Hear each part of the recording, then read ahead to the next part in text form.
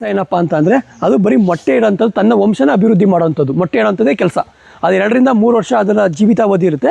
ಆ 2 ರಿಂದ 3 ವರ್ಷನೂ ಸದಾ ಅದು ಬರೀ ಮೊಟ್ಟೆ ಇಡತಕ್ಕಂಥ ಕೆಲಸನೇ ಮಾಡುತ್ತೆ. ವಯಸ್ಸಾಯ್ತಾ ಒಂದು ದಿನಕ್ಕೆ 500 ರಿಂದ 2000 ಮೊಟ್ಟೆನೇ ಇಡುತ್ತೆ ಅದು ರಾಣಿ ನೊಣ. ಹಾಂ ಹೌದು. ಆ ವಯಸ್ಸಾದಂಥ ಟೈಮ್ಗೆ 2 ರಿಂದ 3 ವರ್ಷ ಅಂತ ಹೇಳಿದ್ವಲ್ಲ, ಆ ವಯಸ್ಸಾಯ್ತಾ ಏನಾಗುತ್ತೆ ಅಂದರೆ ಮೊಟ್ಟೆ ಇಡ್ತಕ್ಕಂಥ ಸಂಖ್ಯೆ ಕಡಿಮೆ ಆಗ್ತದೆ. ಆಗ ನಾವು ಐಡೆಂಟಿಫೈ ಮಾಡಿ ಹೊಸ ರಾಣಿನ ಉತ್ಪತ್ತಿ ಮಾಡ್ಕೊಳ್ಳಿಕ್ಕೆ ಅವಕಾಶ ಮಾಡಿಕೊಡ್ಬೇಕು. ಅದು ಯಾವ ರೀತಿ ಆಗುತ್ತೆ ಅನ್ನೋದು ನಾನು ಹೇಳ್ತೀನಿ ಗೌಡ್ರೆ, ಆಯಿತಾ? ಸೊ ಮತ್ತು ಎರಡನೇದು ಬರೋದು ಕೆಲಸಗಾರ ನೊಣ. ಕೆಲಸಗಾರ ನೊಣದ ಜೀವಿತಾವಧಿ ಎಷ್ಟಪ್ಪ ಅಂತಂದರೆ 60 ರಿಂದ 85 ದಿನ. ಅದ್ರ ಜೀವಿತಾವಧಿನೇ ಅಷ್ಟು. ಅದು ಮೊಟ್ಟೆಯಿಂದ ಹಿಡಿದು ಅದು ಲಾರ್ವಾ ಆಗಿ, ಬ್ರೂಡ್ ಆಗಿ, ಅಡಲ್ಟ್ ಆಗಿ ಆಚೆಗಡೆ ಬಂದು ಅದು ಕೆಲಸ ಸ್ಟಾರ್ಟ್ ಮಾಡಿ ಅದ್ರ ಜೀವಿತಾವಧಿ 60 ರಿಂದ 85 ದಿನ ಮಾತ್ರ ಬದುಕಿರುತ್ತೆ. ಅದು ಆ ಕೆಲಸಗಾರ ನೊಣ ಚುತ್ತು ಅಂತಂದರೆ ಅದು ಸಾಯುತ್ತೆ ಇಮಿಡಿಯೇಟು. ಅದೇನಂತಂದರೆ ಅದು ಸಣ್ಣ ಕರಳು ಮತ್ತು ದೊಡ್ಡ ಕರಳು ಇರ್ತದೆ, ಅದು ಕಿತ್ಕೊಬರುತ್ತೆ ಜೊತೆಲೇ. ಸೊ ಅದು ಬಂದಾಗ ಅದು ಸಾಯುತ್ತೆ.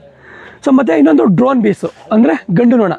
ಗಂಡು ನೊಣದ ಕೆಲಸ ಏನಪ್ಪ ಅಂತಂದರೆ ಅದು ಕ್ವೀನ್ ಜೊತೆ ಮೀಟ್ ಆಗುತ್ತೆ. ಸೊ ಮೀಟ್ ಆಗೋದು ಅಷ್ಟೇ ಕೆಲಸ. ಅದಕ್ಕೆ ಪೋಲನ್ ತಗೊಬರೋಣ ಅಂತಂದರೆ ಪೋಲನ್ ಬಾಸ್ಕೆಟ್ ಇಲ್ಲ ಅದಕ್ಕೆ. ಅದು ಸುಮಾರು ಇರ್ತವೆ, ಅದಕ್ಕೆ ಅವಶ್ಯಕತೆಗೆ ತಕ್ಕಂತೆ ಮಾಡ್ಕೊತವೆ. ಈಗ ರಾಯಲ್ ಜಲ್ಲಿ ರಾಣಿ ನೊಣ ಬೇಕು ಅಂತಂದರೆ ರಾಯಲ್ ಜಲ್ಲಿನ ಫೀಡ್ ಮಾಡ್ತವೆ. ರಾಯಲ್ ಜಲ್ಲಿ ಫೀಡ್ ಮಾಡ್ತು ಅಂತ ಅಂದಾಗ ಕ್ವೀನ್ ಬಿ ಡೆವಲಪ್ ಆಗುತ್ತೆ ರಾಣಿ ನೊಣ. ಅದಕ್ಕಿಂತ ಸ್ವಲ್ಪ ಕಡಿಮೆ ಪ್ರಮಾಣದಲ್ಲಿ ರಾಯಲ್ ಜಲ್ಲಿನ ಫೀಡ್ ಮಾಡ್ತು ಅಂದರೆ ಗಂಡು ನೊಣ ಬರ್ತವೆ. ಅದಕ್ಕಿಂತ ಇನ್ನೂ ಕಡಿಮೆ ಪ್ರಮಾಣದಲ್ಲಿ ರಾಯಲ್ ಜಲ್ಲಿ ಫೀಡ್ ಮಾಡಿದಾಗ ಕೆಲಸಗಾರ ನೊಣಗಳು ಡೆವಲಪ್ಮೆಂಟ್ ಆಗ್ತವೆ. ಹೌದು. ಮೊಟ್ಟೆ ಒಂದೇ, ರಾಣಿನೇ ಮೊಟ್ಟೆ ಇಡೋದು. ನಿಮಗೆ ರಾಣಿ ಹೊಸ್ದಾಗಿ ರಾಣಿ ಮಾಡ್ಕೋಬೇಕು ಅಂದರೆ ರಾಣಿನೇ ಮೊಟ್ಟೆ ಇಡಬೇಕು. ಬೇರೆ ನೊಣಗಳು ಮೊಟ್ಟೆ ಇಡೋದಿಲ್ಲ. ಅರ್ಥ ಆಯ್ತಲ್ಲ? ಅದು ಕೊಡೋಂಥ ಫೀಡಿಂಗ್ ಇರುತ್ತಲ್ಲ, ಆ ಫೀಡಿಂಗ್ ಮೇಲೆ ಡಿಪೆಂಡ್ ಆಗುತ್ತೆ. ರಾಯಲ್ ಜಲ್ಲಿ ಜಾಸ್ತಿ ಕೊಡ್ತು ಅಂತಂದರೆ ಕ್ವೀನ್ ಬಿ ಬರುತ್ತೆ. ರಾಯಲ್ ಜಲ್ಲಿ ಕಡಿಮೆ, ಅದಕ್ಕಿಂತ ಸ್ವಲ್ಪ ಕಡಿಮೆ ಬಂತು ಅಂದರೆ ಡ್ರೋನ್ ಬೀಸ್ ಬರುತ್ತೆ. ಅದಕ್ಕಿಂತ ಕಡಿಮೆ ಅಂತ ಅಂದರೆ ವರ್ಕರ್ ಬೀಸ್ ಬರುತ್ತೆ ನಿಮಗೆ, ಸರಿನಾ? ಸೊ ಡ್ರೋನ್ ಬೀಸ್ ಏನಪ್ಪ ಅಂದರೆ ಕ್ವೀನ್ ಜೊತೆ ಒಂದು ಸರಿ ಮೀಟ್ ಆಗುತ್ತೆ. ಮೀಟ್ ಆದ ತಕ್ಷಣ ಅದು ಸಾಯುತ್ತೆ, ಅಷ್ಟೇ. ಅದು ನಾವು ಪೋಲನ್ ತೊಗೊಬರಬೇಕು ಅಂದರೆ ಅದಕ್ಕೆ ಪೋಲನ್ ಬಾಸ್ಕೆಟ್ ಇರೋದಿಲ್ಲ ತೊಗೊಂಬರ್ಲಿಕ್ಕೆ. ಸೊ ಮತ್ತು ಅದು ನೆಕ್ಟರನ್ನು ತೊಗೊಬರೋಣ ಅಂತಂದರೆ ಅದಕ್ಕೆ ಮಧುಕೋಶ ಅಂತ ಬರುತ್ತೆ, ಮಧುಕೋಶ ಇರೋದಿಲ್ಲ. ಬಾಡಿಲಿ ಏನಾಗುತ್ತೆ ಅಂದರೆ ಕೆಲಸಗಾರ ನೊಣದಲ್ಲಿ ಮಧುಕೋಶ ಅಂತ ಇರುತ್ತೆ, ಜೇನುತುಪ್ಪ ತೊಗೊಂಬರೋದಕ್ಕೆ. ಈಗ ಹೂವಿನಲ್ಲಿ ಹೀರ್ಕೊಳುತ್ತಲ್ಲ, ಹೀರ್ಕೊಂಡು ಮಧುಕೋಶದಲ್ಲಿ ಸ್ಟೋರೇಜ್ ಮಾಡ್ಕೊಂಡು ತೊಗೊಬರುತ್ತದು. ಸೊ ಅದನ್ನು ತೊಗೊಬರೋಕ್ಕೆ ಅಂತಂದರೆ ಅದಕ್ಕೆ ಮಧುಕೋಶ ಇಲ್ಲ, ಅದಕ್ಕೆ ಡ್ರೋನ್ ಬೀಸ್ಗೆ. ಸೊ ಹಾಗಾಗಿ ಅದು ಯೂಸ್ಲೆಸ್, ಏನು ಕೆಲಸ ಮಾಡೋದಿಲ್ಲ, ಉಣ್ಕೊಂಡು ತಿನ್ಕೊಂಡು ಆರಾಮಾಗೆ ಇರ್ತದೆ. ಮತ್ತು ಒಂದು ಜೇನು ಪೆಟ್ಟಿಗೆಯಿಂದ ಇನ್ನೊಂದು ಜೇನು ಪೆಟ್ಟಿಗೆಗೆ ಕೆಲಸಗಾರ ನೊಣಕ್ಕೆ ಪ್ರವೇಶ ಇಲ್ಲ. ಈಗ ಇಲ್ಲೊಂದು ಬಾಕ್ಸ್ ಇದೆ, ಅಲ್ಲಿ ಇನ್ನೊಂದು ಬಾಕ್ಸ್ ಇಟ್ಟಿರ್ತೀವಿ. ಈ ಬಾಕ್ಸಿಂದ ಆ ಬಾಕ್ಸ್ಗೆ ಕೆಲಸಗಾರ ನೊಣಗಳು ಹೋಯ್ತವೆ ಅಂತಂದರೆ ಅದು ಫೈಟಿಂಗ್ ಮಾಡಿ ಸಾಯಿಸ್ತವೆ.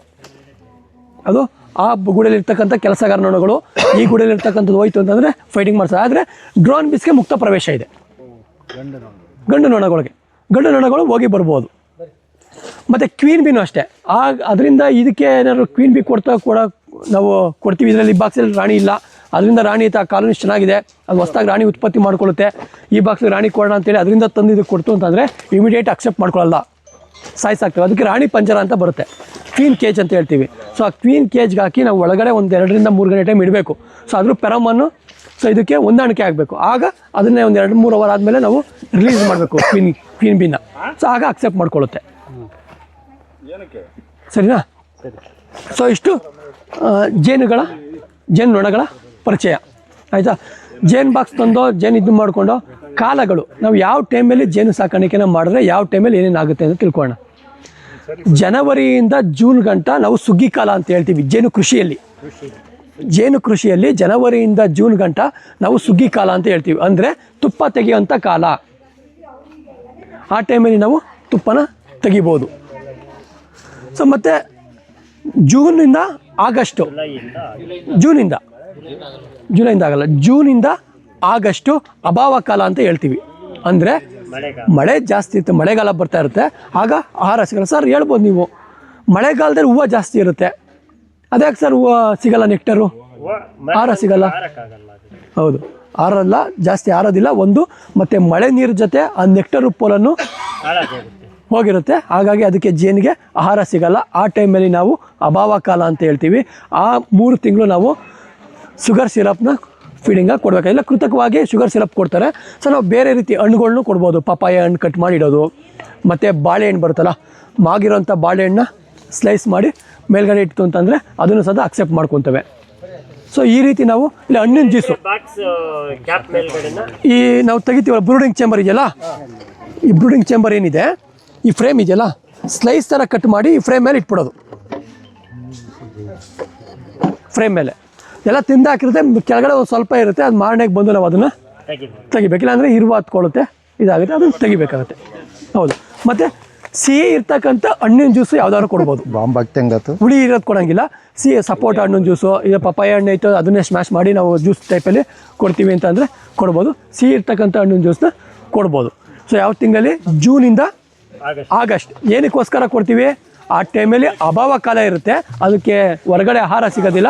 ಹಾಗಾಗಿ ಆ ಕಾಲೋನಿನ ನಾವು ಉಳಿಸ್ಕೊಳ್ಳಿಕ್ಕೆ, ಇಲ್ಲಾಂದ್ರೆ ಏನಾಗುತ್ತೆ, ಅದು ಸ್ವಾರ್ಮಾಗಿ ಎದ್ದೋಗುತ್ತೆ. ಆಹಾರ ಸಿಗಲ್ಲ ಅಂತಂದರೆ ಅದು ನ್ಯಾಚುರಲ್ ಆಗಿ ಬೇರೆ ಕಡೆ ಹೋಗಿ ಕುತ್ಕೊಳ್ಳುತ್ತೆ. ಅದಕ್ಕೆ ಆಹಾರ ಕೊಟ್ಟು ಆ ಕಾಲೋನಿ ನಾವು ಸೇವ್ ಮಾಡ್ಕೊಂಡು ಪ್ರೊಟೆಕ್ಟ್ ಮಾಡ್ಕೊಂಡು ಇಟ್ಕೋಬೋದು. ಆ ಟೈಮಲ್ಲಿ ಏನು ಮಾಡಬೇಕು? ಈಗ ಅಂದ್ಕೊಳ್ಳಿ, ಈ ಸುಗ್ಗಿ ಕಾಲದಲ್ಲಿ ಏನಾಗಿರುತ್ತೆ, ಬ್ರೂಡಿಂಗ್ ಚೇಂಬರ್ 8 ಫ್ರೇಮ್ ಇದೆಯಲ್ಲ, ಆ 8 ಫ್ರೇಮೇಲೂ ಫುಲ್ಲಾಗಿರುತ್ತೆ ಅಂದ್ಕೊಳ್ಳಿ. ಎಗ್ಗು ಬ್ರೂಡೆಲ್ಲ ಇರುತ್ತೆ, ಫುಲ್ಲಾಗಿರುತ್ತೆ. ಆ ಅಭಾವ ಕಾಲ ಬರ್ತಿದ್ದಂಗೆ ಸ್ಟ್ರೆಂತ್ ಕಡಿಮೆ ಆಗುತ್ತೆ. ಅಂದರೆ ಕ್ವೀನ್ಗೆ ಇನ್ಸ್ಟ್ರಕ್ಷನ್ ಕೊಡ್ತವೆ ವರ್ಕರ್ ಬೀಸು, ಏನಂತ, ಈ ಥರ ಆಹಾರ ಸಿಗ್ತಾ ಇಲ್ಲ, ವಾತಾವರಣದಲ್ಲಿ ಆಹಾರ ಸಿಗ್ತಾ ಇಲ್ಲ, ಪರಿಸರದಲ್ಲಿ, ಸೊ ನೀನು ಮೊಟ್ಟೆ ಇರ್ತಕ್ಕಂಥ ಸಂಖ್ಯೆನ ಕಡಿಮೆ ಮಾಡು. ಯಾವ ರೀತಿ ಕೊಡ್ತವೆ? ಇದಿರುತ್ತಲ್ಲ, ಕೊಂಬಿರುತ್ತಲ್ಲ, ಏನು ನಾವು ಹುಟ್ಟಿ ಅಂತ ಹೇಳ್ತೀವಲ್ಲ, ಆ ಹುಟ್ಟಿ ಮೊಟ್ಟೆ ಇಡೋಂಥ ಜಾಗಕ್ಕೆ ಇವು ಹನಿನ ಫಿಲ್ ಮಾಡ್ತಾ ಬರ್ತವೆ, ಅಂದರೆ ಜೇನುತುಪ್ಪನ ಫಿಲ್ ಮಾಡ್ತಾ ಬರ್ತವೆ. ಆಗ ಏನು ಮಾಡುತ್ತೆ, ರಾಣಿ ಮೊಟ್ಟೆ ಇಡೋಕ್ಕೆ ಅಂತ ಹೋಗುತ್ತೆ, ಆಗ ವೆಟ್ಟಾಗುತ್ತೆ ಹಿಂದೆಗಡೆ. ಸೊ ವೆಟ್ಟಾದಾಗ ಅದು ಆಟೋಮೆಟಿಕ್ಕಾಗಿ ಮೊಟ್ಟೆ ಇಡ್ತಕ್ಕಂಥದ್ದನ್ನ ಕಡಿಮೆ ಮಾಡ್ತದೆ ರಾಣಿ. ಸೊ ಇದಕ್ಕೆ ಎಲ್ಲ ಇನ್ಸ್ಟ್ರಕ್ಷನ್ ಕೊಡೋದೇ ಕೆಲಸಗಾರ ನೊಣಗಳು. ರಾಣಿಗೆ ಇನ್ಸ್ಟ್ರಕ್ಷನ್ ಕೊಡೋಂಥದ್ದೇ ಕೆಲಸಗಾರ ನೊಣಗಳು, ಸರಿನಾ? ಸೊ ಆ ರೀತಿ ಅದು ಸಂಖ್ಯೆನ ಕಡಿಮೆ ಮಾಡ್ತಾ ಇರುತ್ತೆ. ಆ ಟೈಮಲ್ಲಿ ಏನಾಗುತ್ತೆ, ನಾವು ಹೇಳಿದೆ ಈ ಥರ 8 ಫ್ರೇಮ್ ಇರುತ್ತಲ್ವಾ, 8 ಫ್ರೇಮಲ್ಲಿ ಅಭಾವ ಕಾಲದಲ್ಲಿ ಸ್ಟ್ರೆಂತ್ ಕಡಿಮೆ ಆಯಿತು.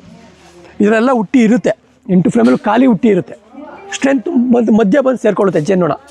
ಆ ಟೈಮಲ್ಲಿ ನಾವು ಈ ಇರ್ತಕ್ಕಂಥ ಹುಟ್ಟಿನ ಏನು ಮಾಡಬೇಕು? ಹುಳ ಇರೋದಿಲ್ಲ. ಸೊ ಆ ಹುಟ್ಟಿನ ಏನು ಮಾಡಬೇಕು? ತೆಗೆದಾಕಲ್ಲ ಅಂದರೆ ಏನಾಗುತ್ತೆ? ವ್ಯಾಕ್ಸ್ ಮಾತ್ ಹೋಗಲ್ಲ. ಫೀಡಿಂಗ್ ಕೊಡ್ತಾ ಇರ್ತೀರಲ್ಲ ನೀವು, ಹಿಂಗೆ ಹೋಗುತ್ತೆ. ಹೌದು. ಏನು ಮಾಡಬೇಕಾಗುತ್ತೆ ಅಂದರೆ, ಮೇಡಮ್ ಒಂದು ನಿಮಿಷ, ಅಂದರೆ ವ್ಯಾಕ್ಸ್ ಮಾತ್ ಬಂದು ಅಟ್ಯಾಕ್ ಮಾಡುತ್ತೆ. ಬೇರೆದಲ್ಲ, ವ್ಯಾಕ್ಸ್ ಮಾತ್ ಅನ್ನೋದು ಒಂದು ಹುಳ, ಕೀಟ, ಸರಿನಾ? ಕೀಟ. ಅದು ಮೊಟ್ಟೆ ಬಂದು ಮೊಟ್ಟೆ ಇಟ್ಟಿರುತ್ತೆ. ಸೊ ಅದು ಲಾರ್ವಾ ಆಗಿ, ಅಡಲ್ಟ್ ಆಗಿ, ಲಾರ್ವಾ ಆಗಿ ಅದು ತಿಂತಾ ಬರುತ್ತದು. ನೀವು ನೋಡಿದ್ದೀರಾ, ಜೇನು ಹುಟ್ಟಿ ನೋಡಿದ್ರೆ ವೈಟಿಗೆ ಒಂದು ಜೇಡದ ಬಲೆ ಥರ ಎಣ್ಕೊಂಡಿರುತ್ತೆ ನೋಡಿ, ಹತ್ತಿ ಥರ ಕಾಟನ್ ಟೈಪಲ್ಲಿ. ಸೊ ಅದೇನಂತ ಅಂದರೆ ವ್ಯಾಕ್ಸ್ ಮಾತು. ಆ ವ್ಯಾಕ್ಸ್ ಮಾತು ಹತ್ತಿತ್ತು ಅಂತಂದರೆ ಎಂಟರ್ ಜೇನು ಕಾಲೋನಿನೇ ಖಾಲಿ ಆಗುತ್ತೆ. ಅದು ಕಡೆ ಅದು ಹುಟ್ಟಿನೇ ತಿನ್ಕೊ ಹೋಗುತ್ತದು. ಆ ರಾಣಿ ಮೊಟ್ಟೆ ಇಟ್ಟಿರುತ್ತಲ್ಲ, ಆ ಲಾರ್ವಾ, ಎಗ್ಸು, ಹುಟ್ಟಿ ಎಲ್ಲನೂ ತಿಂತಾ ಹೋಗುತ್ತದು. ಎರೆ, ಆ ಎರೆ ಇರುತ್ತಾ, ಎರೆನೇ ತಿಂತಾ ಹೋಗುತ್ತೆ. ಆ ತಿಂತಾ ಏನಾಗುತ್ತೆ, ಕಾಲೋನಿ ಮೊದಲೇ ವೀಕ್ ಇರುತ್ತೆ. ಯಾಕೆಂದ್ರೆ ಅಭಾವ ಕಾಲ ಸ್ಟ್ರೆಂತ್ ಇತ್ತು ಅಂದರೆ ಅದು ಬಿಟ್ಕೊಳ್ಳಲ್ಲ. ಮೊದಲೇ ಕಾಲೋನಿ ವೀಕ್ ಇರುತ್ತೆ. ವೀಕ್ ಇದ್ದಾಗ ಏನಾಗುತ್ತೆ, ಈ ಖಾಲಿ ಹುಟ್ಟಿಗಳನ್ನ ತಿಂತಾ ಹಂಗೆ ಎಗ್ಗೊಬ್ಬರು ಇರೋದಕ್ಕೂ ಅಟ್ಯಾಕ್ ಮಾಡುತ್ತೆ. ಸೊ ಆಗ ರಾಣಿ ಮೊಟ್ಟೆ ಇಡಲ್ಲ, ಕಾಲೋನಿ ಎಸ್ಕೇಪ್ ಆಗೋ ಚಾನ್ಸಸ್ಸು ಜಾಸ್ತಿ ಇರುತ್ತೆ. ಆಗೇನು ಮಾಡಬೇಕಾಗುತ್ತೆ, ನಾವು ಆ ಕಡೆ ಮಧ್ಯ ಏನು ಸ್ಟ್ರೆಂತ್ ಇರುತ್ತೆ ಆ ಫ್ರೇಮ್ಗಳನ್ನ ಮಧ್ಯಕ್ಕಿಟ್ಟು ಆ ಕಡೆ ಈ ಕಡೆ ಲಾಸ್ಟಲ್ಲಿರೋದನ್ನ ಕಟ್ ಮಾಡಿ ತೆಗೆದ್ಬಿಟ್ಟು ಖಾಲಿ ಫ್ರೇಮ್ನ ಇಟ್ಟರೆ ಸಾಕು. ಆಗ ಕಾಲೋನಿನ ಉಳಿಸ್ಕೋಬೋದು. ಸೊ ನೆಕ್ಸ್ಟ್ ಬರೋಂಥದ್ದು ಅಭಿವೃದ್ಧಿ ಕಾಲ ಅಂತ ಹೇಳ್ತೀವಿ. ಅಭಿವೃದ್ಧಿ ಕಾಲ ಯಾವಾಗಪ್ಪ ಅಂತಂದರೆ ಆಗಸ್ಟು ಮಿಡಲ್ಲು ಇಲ್ಲ ಸೆಪ್ಟೆಂಬರಿಂದ. ನಾವು ಶುಗರ್ ಸಿರಪ್ ಆ ಟೈಮಲ್ಲಿ ಕೊಡ್ತು ಅಂತಂದರೆ ಆಗಸ್ಟ್ ಮಿಡಲಲ್ಲೇ ಸ್ಟಾರ್ಟ್ ಆಗುತ್ತೆ, ಸೆಪ್ಟೆಂಬರಿಂದ ಡಿಸೆಂಬರು. ಆ ಟೈಮಲ್ಲಿ ಅಭಿವೃದ್ಧಿ ಕಾಲ ಅಂತ ಹೇಳ್ತೀವಿ. ಅಂದರೆ ಕಾಲೋನಿ ಡೆವಲಪ್ಮೆಂಟ್ ಆಗೋವಂಥ ಟೈಮ್. ಕಾಲೋನಿ ಡೆವಲಪ್ಮೆಂಟ್ ಆಯ್ತಾ ಇರ್ತದೆ. ಸೊ ಹಾಗೆ ನಾವೇನು ಇಟ್ಟಿರ್ತೀವಲ್ಲ ಫ್ರೇಮು, ಅದಕ್ಕೆ ಅದಂಗೆ ವ್ಯಾಕ್ಸ್ ಶೀಟ್ ಇತ್ತು ಅಂತ ನಾವು ಒಂದು ಸ್ವಲ್ಪ 1-2 ಇಂಚ್ ವ್ಯಾಕ್ಸ್ ಶೀಟ್ ಕೊಟ್ಟರೆ ಬೇಗ ಬಿಲ್ಡ್ ಮಾಡ್ಕೋತಾರೆ. ವ್ಯಾಕ್ಸ್ ಶೀಟ್ ಇಲ್ಲ ಅಂತಂದ್ರೂ ಅದು ಬಿಲ್ಡ್ ಮಾಡ್ಕೋತಾ ಹೋಗುತ್ತೆ. ಅಭಿವೃದ್ಧಿ ಕಾಲದಲ್ಲಿ ಜೇನುತುಪ್ಪ ತೆಗೆಯೋ ಕಾಲ ಯಾವುದು? ಜನವರಿಯಿಂದ ಜೂನ್ ಗಂಟ ನಾವು ಜೇನುತುಪ್ಪ ತೆಗಿಬೋದು. ಜೂನ್ ಟು ಆಗಸ್ಟ್ ಅಭಾವ ಕಾಲ, ಅದಕ್ಕೆ ನಾವು ಫೀಡಿಂಗ್ ಕೊಡಬೇಕಾಗುತ್ತೆ. ಆಗಸ್ಟ್ ಮಿಡಲಿಂದ ಇಲ್ಲ ಸೆಪ್ಟೆಂಬರಿಂದ ಅಭಿವೃದ್ಧಿ ಕಾಲ, ಕಾಲೋನಿನ ಡೆವಲಪ್ಮೆಂಟ್ ಮಾಡ್ಕೋಬೋದು. ಸೊ ಕಾಲೋನಿ ಡೆವಲಪ್ಮೆಂಟ್ ಮಾಡಿಕೊಂಡು ಏನು ಮಾಡ್ಬೋದು? ಸೊ ಅಂದರೆ ಈಗ ಒಂದು ಬಾಕ್ಸ್ ಇದೆ, ಒಂದು ಬಾಕ್ಸಿಂದ ನಾವು 2 ಬಾಕ್ಸನ್ನು ಶಿಫ್ಟ್ ಮಾಡ್ಕೋಬೋದು, ಅಂದರೆ ಹೆಚ್ಚಿಗೆ ಮಾಡ್ಕೋಬೋದು, ಡಿವಿಷನ್ ಮಾಡ್ಕೋಬೋದು. ಸೊ ಡಿವಿಷನಲ್ಲಿ 2 ಮೆಥಡ್ ಇದೆ. ಒಂದೇನಪ್ಪ ಅಂತಂದರೆ ಬ್ಲೈಂಡ್ ಮೆಥಡ್, ಅಂದರೆ ಗಂಡು ನೊಣಗಳು ನೋಡಿಕೊಂಡು ನಾವು ಬ್ಲೈಂಡ್ ಮೆಥಡಲ್ಲಿ ಈಗ ಫುಲ್ಲು ಅಭಿವೃದ್ಧಿ ಕಾಲದಲ್ಲಿ ಇದ್ದೀವಿ, ಅಂದರೆ ಸೆಪ್ಟೆಂಬರ್ ಅಕ್ಟೋಬರ್ ಮಧ್ಯದಲ್ಲಿ ಇದ್ದೀವಿ ನಾವು. ಕಾಲೋನಿ ಫುಲ್ಲು ಫಿಲ್ ಆಗಿದೆ. ಹಾಗಾಗಿ ರಾಣಿ ಕೋಶನ ತಯಾರು ಮಾಡ್ಕೊತೇವೆ.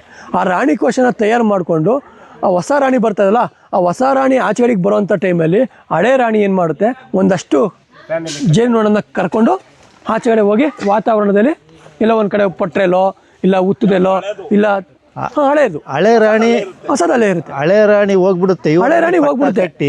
ಸಮಟೈಮ್ಸ್ ಹಳೆ ರಾಣಿ ಹೋಗ್ಬೋದು, ಸಮಟೈಮ್ಸ್ ಹೊಸ ರಾಣಿನೇ ಹೋಗ್ಬೋದು, ಎರಡೂ ಹೋಗ್ತವೆ. ಬಟ್ ಮ್ಯಾಕ್ಸಿಮಮ್ ಹೋಗೋದು ಹಳೆ ರಾಣಿನೇ ಕರ್ಕೊಂಡು ಹೋಗೋದು. ಅಲ್ಲ ಹೆಂಗೆ ಅಂದರೆ ಈಗ ಅಣ್ಣ ತಮ್ಮನ ವಿಭಾಗ ಆದಂಗೆ, ಸೊ ಆಗ ಅದು ವಿಭಾಗ ಆಗಿ ಹೋಗುತ್ತೆ. ಸೊ ನಾವು ಅದನ್ನು ನೋಡಿ ಕಾಲೋನಿ ಸ್ಟ್ರೆಂತ್ ಚೆನ್ನಾಗಿತ್ತು ಅಂತಂದರೆ ನಾನು ಹೇಳಿದೆ 2 ಮೆಥಡಲ್ಲಿ ಡಿವಿಷನ್ ಮಾಡ್ಬೋದು ಅಂತೇಳಿ. ಒಂದು ಬ್ಲೈಂಡ್ ಮೆಥಡ್. ಬ್ಲೈಂಡ್ ಮೆಥಡ್ ಏನಪ್ಪ ಅಂತಂದರೆ 8 ಫ್ರೇಮು ಫುಲ್ ಆಗಿದೆ, ಸರಿನಾ? ಹೇಳ್ತೀನಿ ಒಂದು ನಿಮಿಷ, ಅದು ಬರ್ತೀನಿ, ನಾನು ನಿಮ್ಗೆ ತಿಳಿಸ್ಕೊಡ್ತೀನಿ.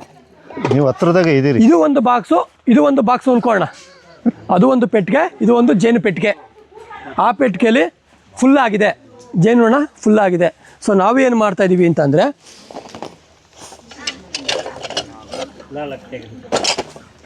ಇದರಲ್ಲಿ ನೋಡ್ದೋ ಕಡ್ಡಿ ಮೊಟ್ಟೆ ಇರಬೇಕು. ಕಡ್ಡಿ ಮೊಟ್ಟೆ ನೋಡ್ದೋ ಈ ಬಾಕ್ಸಿಗೆ ಇಟ್ಟು ಆಲ್ಟರ್ನೇಟ್ ಫ್ರೇಮ್ ತೊಗೋಬೇಕು. ಕಂಟಿನ್ಯೂಸ್ ಆಗಿ ತೊಗೊಳಂಗಿಲ್ಲ, ಆಲ್ಟರ್ನೇಟ್ ಫ್ರೇಮ್ ತೊಗೋಬೇಕು. ಒಂದು ಬಿಟ್ಟು ಒಂದು. ತಿರ್ಗಾ ಇದ್ರೂ ನೋಡ್ದೋ ಇದರಲ್ಲೂ ಕಡ್ಡಿ ಮೊಟ್ಟೆ ಚೆನ್ನಾಗಿದೆ, ತೊಗೊಂಡು ಮತ್ತು ಇನ್ನೊಂದು ಫ್ರೇಮ್ ತೊಗೊಂಡು ಕಡ್ಡಿ ಮೊಟ್ಟೆ ಚೆನ್ನಾಗಿದೆ ಇದಕ್ಕಿಟ್ಟು, ಆಯಿತಾ? ಸೊ ಇದಕ್ಕೇನು ಮಾಡಬೇಕು, ಮುಂಚೆಗೇ ನಾವು ಕ್ಲೋಸ್ ಮಾಡ್ಕೊಂಡಿರ್ಬೇಕು. ರಾಣಿ ಗೇಟ್ ಹಾಕ್ಕೊಂಡಿರ್ಬೇಕು, ಮುಂದೆಗಡೆ ಹುಳಗಳು ಹೋಗ್ದಂಗೆ ಕ್ಲೋಸ್ ಮಾಡ್ಕೊಂಡಿರ್ಬೇಕು. ಅದ್ರ ಮೇಲ್ಗಡೆ ಒಂದು ಬಟ್ಟೆ ಹಾಕಿ ಎತ್ತಿಡ್ಬೇಕಾದ್ರೆ ಎತ್ತಿಟ್ಕೋಬೇಕು. ಎತ್ತಿಟ್ಕೊಂಡು ಇದನ್ನು ಇಮಿಡಿಯೇಟ್ 1 ಕಿಲೋಮೀಟ್ರ್ ದೂರಕ್ಕೆ ತೊಗೊಂಡೋಗ್ಬೇಕು. ನಾವು 1 ರಿಂದ 1.5 ಕಿಲೋಮೀಟ್ರ್ ದೂರಕ್ಕೆ ತೊಗೊಂಡೋಗಿ ಈ ಬಾಕ್ಸ್ನ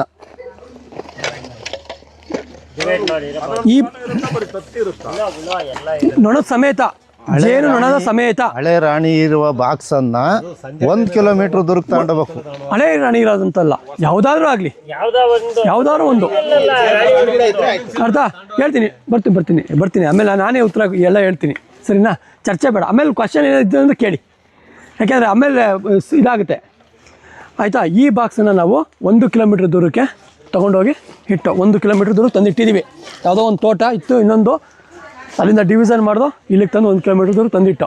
ನಮಗೆ ರಾಣಿ ಯಾವುದ್ರಲ್ಲಿದೆ ಅಂತ ಗೊತ್ತಿಲ್ಲ. ರಾಣಿ ಗೇಟ್ ಹಾಕಿದ್ದೀವಿ, ಅದಕ್ಕೂ ಹಾಕಿದ್ದೀವಿ, ಇದಕ್ಕೂ ತಂದು ಹಾಕ್ತೀವಿ.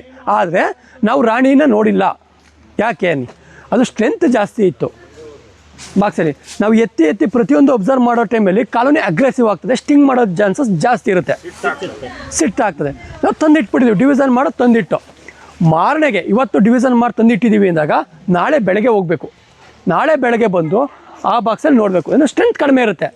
8 ಫ್ರೇಮ್ ಸ್ಟ್ರೆಂತ್ಗೂ 4 ಫ್ರೇಮ್ ಸ್ಟ್ರೆಂತ್ಗೂ ಡಿಫ್ರೆನ್ಸ್ ಇದೆ ಅಲ್ವಾ? ನೊಣಗಳ ಸಂಖ್ಯೆ ಕಡಿಮೆ ಇರುತ್ತೆ. ಆಗ ಬಂದು ಈ ಬಾಕ್ಸಲ್ಲಿ ನಾವು ರಾಣಿ ಇದೆಯಾ ಇಲ್ವಾ ಅಂತ ಕನ್ಫರ್ಮ್ ಮಾಡ್ಕೊತೀವಿ. ನೋಡೋದು, ಎತ್ತಿ ನೋಡೋದು ಗೊತ್ತಾಗುತ್ತೆ. ರಾಣಿ ನೊಣ ಕೆಲಸಗಾರ ನೊಣಕ್ಕಿಂತ 2.5 ಪಟ್ಟು ದಪ್ಪ ಇರುತ್ತೆ. ಹಾಂ, ಅದನ್ನೇ ನಾನು ಹೇಳ್ತಾ ಇರೋದು. ನೀವೇನಂದ್ರಿ ಅವ 8 ಫ್ರೇಮ್ ಇದ್ದಂಗೆ ನೋಡೋಕ್ಕಾಗಲಿಲ್ಲ, ಈಗ 4 ಫ್ರೇಮು. ನಾನು ಹೇಳ್ತಾ ಇದ್ದೀನಿ ಸ್ಟ್ರೆಂತ್ ಕಡಿಮೆ ಇರುತ್ತೆ. ಈಗ ಈಸಿಯಾಗಿ ಐಡೆಂಟಿಫೈ ಮಾಡ್ಬೋದು ನಾವು, ಅರ್ಥ ಆಯ್ತಾ? ಅದಕ್ಕೆ ನಾನು ನೆನ್ನೆ ಡಿವಿಷನ್ ಮಾಡ್ಬೇಕಾದ್ರೆ ನೋಡಲಿಲ್ಲ, ಅರ್ಥ ಆಯ್ತಾ? ಇವತ್ತು ಬೆಳಗ್ಗೆ ಬಂದು ನಾನು ನೋಡ್ತಾ ಇದ್ದೀನಿ ಸ್ಟ್ರೆಂತ್ ಕಡಿಮೆ ಇದೆ ಅಂತ ಹೇಳಿ. ಇಲ್ಲಿಲ್ಲ ಅಂದರೆ ಅಲ್ಲಿದೆ ಅಂತ ಅರ್ಥ ಆಯ್ತಾ ಅಣ್ಣ? ಸೊ ಬಂದು ನೋಡ್ದೆ ನಾವು ರಾಣಿ ಹುಳ ಯಾವುದೋ ಒಂದು ಫ್ರೇಮಲ್ಲಿ ಸಿಕ್ತು. 1ನೇ ಫ್ರೇಮಲ್ಲಿ ಸಿಕ್ಕಲಿಲ್ಲ, 2ನೇ ಫ್ರೇಮಲ್ಲಿ ಸಿಕ್ಕಿಲ್ಲ, 3ನೇ ಫ್ರೇಮಲ್ಲಿ ಸಿಕ್ತು, ಆಯಿತಾ? ಇದಕ್ಕೆ ರಾಣಿ ಗೇಟ್ನ ಹಾಕ್ತೀವಿ ನಾವು, ಆಯಿತಾ? ಮತ್ತು ಈ ಬಾಕ್ಸ್ ಹತ್ರ ಬರ್ತೀವಿ. ಇದರಲ್ಲಿ ನಮ್ಗೆ ಕನ್ಫರ್ಮ್ ಆಯಿತು ರಾಣಿ ಇಲ್ಲ, ಅದರಲ್ಲಿ ರಾಣಿ ಇದೆ. ಸೊ ಇದರಲ್ಲಿ ಏನು ಮಾಡ್ತೀವಿ, ರಾಣಿ ಗೇಟ್ ಹಾಕಿರ್ತೀವಿ ನಾವು ನಿನ್ನೆ ತರಬೇಕಾದ್ರೆ, ಅದು ರಾಣಿ ಗೇಟ್ನ ಓಪನ್ ಮಾಡ್ತೀವಿ. ರಾಣಿ ಗೇಟ್ ಓಪನ್ ಮಾಡಲ್ಲ ಅಂದ್ರೆ ಏನಾಗುತ್ತೆ, ಯಾಕೆ ಓಪನ್ ಮಾಡಬೇಕು ಹೇಳ್ತೀರಾ? ಹೊಸ ರಾಣಿ ಬಂದ್ಲು, ಉತ್ಪತ್ತಿ ಆಯಿತು, ರಾಣಿ ಕೋಶ ಆಗಿ ಹೊಸ ರಾಣಿ ಬಂದರು. ಅರ್ಥ ಹೇಳ್ತೀನಿ 24 ಗಂಟೆ ಅಲ್ಲ, ಅದು 15ರಿಂದ 16 ದಿನ ಬೇಕು ಬರೋಕ್ಕೆ. ಅರ್ಥ ಆಯ್ತಾ? ನೀವು ರಾಣಿ ಗೇಟ್ ಹಾಕ್ಬಿಡ್ತು ಅಂತಂದರೆ ಕ್ವೀನ್ ಮೀಟ್ ಆಗೋದೆಲ್ಲಿ ವಾತಾವರಣದಲ್ಲಿ, ಅದು ಆಚೆಗಡೆ ಹೋಗ್ಬೇಕಲ್ವಾ? ನೀವು ರಾಣಿ ಗೇಟ್ ಹಾಕಿತ್ತು ಅಂತಂದರೆ ರಾಣಿ ಹೆಂಗೆ ಆಚೆಗಡೆ ಹೋಗಿ ಮೀಟ್ ಆಗುತ್ತೆ ಡ್ರೋನ್ ಪೀಸ್ ಜೊತೆ? ಇಲ್ಲ ಅಲ್ವಾ? ಹಾಗಾಗಿ ನಾವು ರಾಣಿ ಗೇಟ್ನ ತೆಗೆದು ಇದಕ್ಕೆ ಸ್ವಲ್ಪ ಫೀಡಿಂಗ್ ಕೊಡಬೇಕು. 15ರಿಂದ 20 ದಿನದಲ್ಲಿ ರಾಣಿ ಮೀಟ್ ಆಗುತ್ತೆ, ಬರುತ್ತೆ. ರಾಣಿ ಮೀಟ್ ಆದ 4ರಿಂದ 5 ದಿನಕ್ಕೆ ಮೊಟ್ಟೆ ಇಡ್ಲಿಕ್ಕೆ ಸ್ಟಾರ್ಟ್ ಮಾಡುತ್ತೆ. ಸೊ ಬಂದು ನೋಡಬೇಕು, ಒಂದು 20 ದಿನ ಪ್ರೋಸೆಸ್ ಅದು. ಹೌದು, ಆ 20 ದಿನದಲ್ಲಿ ಬಂದು ನೋಡ್ಬೇಕು ನಾವು, ಇದರಲ್ಲಿ ಮೊಟ್ಟೆ ಇಡ್ತಾ ಇದೆಯಾ, ಮೊಟ್ಟೆ ಇಟ್ಟಿದೆಯಾ, ಸ್ಟಾರ್ಟ್ ಆಗಿದೆಯಾ ಲೇಯಿಂಗು ಅಂತೇಳಿ ನೋಡಬೇಕು. ಮೊಟ್ಟೆ ಇಟ್ಟಿಲ್ಲ ಸಮ್ಟೈಮ್ಸ್, ಯಾಕೆಂತಂದರೆ ರಾಣಿ ಫೇಲ್ ಆಗೋ ಚಾನ್ಸಸ್ ಜಾಸ್ತಿ ಇರುತ್ತೆ. ಯಾಕೆಂದರೆ ಅದು ಆಚೆ ಕಡೆ ಆರೋಗಿರುತ್ತೆ, ಬರಬೇಕಾದ್ರೆ ಯಾವುದಾದ್ರು ಪಕ್ಷಿ ತಿಂದಿರ್ಬೋದು, ಇಲ್ಲ ಏನಕ್ಕಾರು ಹೊಡೆದು ಬಿದ್ದಿರ್ಬೋದು, ಆ ಥರ ಇರುತ್ತೆ. ಫೇಲ್ ಆಗೋ ಚಾನ್ಸಸ್ಸು ಇರುತ್ತೆ. ಆಗೇನು ಮಾಡಬೇಕಾಗುತ್ತೆ, ಮತ್ತೆ ಅದರಲ್ಲಿ ಹೊಸ್ದಾಗಿ ಕೋಂಬ್ ಕಟ್ಟಿರುತ್ತಲ್ಲ ಮೊಟ್ಟೆದು, ಹಾಕ್ತು ಇಲ್ಲಿ ಇಡಬೇಕು. ಆಗ ಇನ್ನೊಂದು ಇಡೋವಂಥ ಅವಶ್ಯಕತೆ ಇಲ್ಲ, ಅದರಿಂದ ಒಂದು ತಂದು ಇಟ್ಟರೆ ಸಾಕು. ಬರೀ ನೊಣ ಒದ್ರುಬಿಟ್ಟು ಬರೀ ಫ್ರೇಮ್ ಮಾತ್ರ ತಂದು ಇಡಬೇಕಷ್ಟೇ. ಹೌದೌದು, ತಂದು ಇಡಬೇಕು. ಸರ್ ನಾವು ತಂದಿಟ್ಟು ಹೊಸ್ದಾಗಿ ರಾಣಿನ ತಿರ್ಗಿ ಮತ್ತೆ ಉತ್ಪತ್ತಿ ಮಾಡ್ಕೋತೇವೆ. ಇಲ್ಲ ಅಂದರೆ 21 ದಿನ ಆದಮೇಲೆ ಅದೇ ರಾಣಿ ಇತ್ತು ಅಂತಂದರೆ ಅದು ಮೊಟ್ಟೆ ಇಡಲಿಕ್ಕೆ ಪ್ರಾರಂಭ ಮಾಡಿರುತ್ತೆ. ಇದು ಒಂದು ಮೆಥಡು, ಅಂದರೆ ಬ್ಲೈಂಡ್ ಮೆಥಡ್ ಅಂತ ಹೇಳ್ತೀವಿ. ಈ ಬ್ಲೈಂಡ್ ಮೆಥಡಲ್ಲಿ ನಾವು ಕಾನೂನಿನ ಡಿವಿಷನ್ ಮಾಡಬೇಕಾದ್ರೆ ಕಂಪಲ್ಸರಿ ಡ್ರೋನ್ ಬೀಸ್ ಇರಲೇಬೇಕು, ಗಂಡು ನೊಣ ಇರಲೇಬೇಕು ಕಂಪಲ್ಸರಿ. ಗಂಡು ನೊಣ ಇತ್ತು ಅಂದ್ರೆ ಮಾತ್ರ ನಾವು ಡಿವಿಷನ್ ಮಾಡ್ಬೋದು.